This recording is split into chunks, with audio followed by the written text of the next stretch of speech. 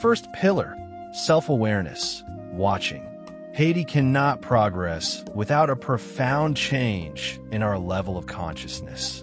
Rebuilding oneself internally requires the courage to watch, facing oneself as both judge and witness.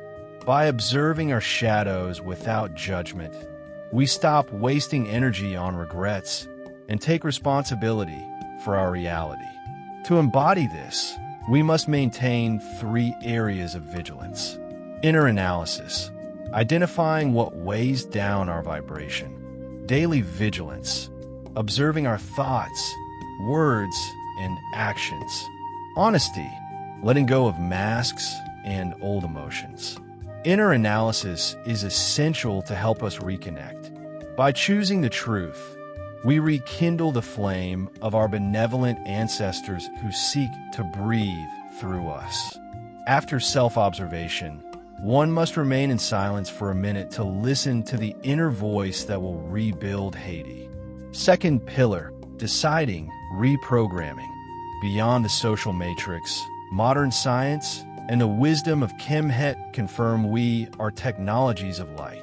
Research by experts like Dr. Bruce Lipton and Andrew Huberman shows we are not slaves to our genes. We have the power to reprogram our biology through consciousness.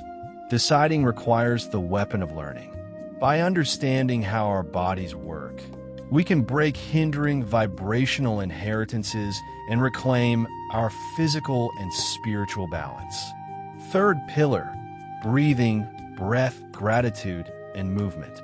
This pillar harmonizes the body, brain, and soul to ensure we no longer weaken. The breath, as a function that is both unconscious and voluntary. Breathing is our dialogue with the nervous system. Controlling our breath allows us to become masters of the terrain. Gratitude. Breathing with gratitude establishes absolute security.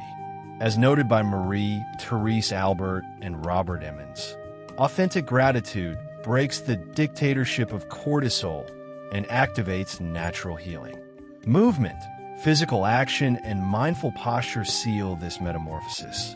Movement cleanses pain memories from our tissues, releasing endorphins and restoring unshakable dignity. By mastering your breath and body, you do not just think about change, you embody it. See you for the fourth pillar,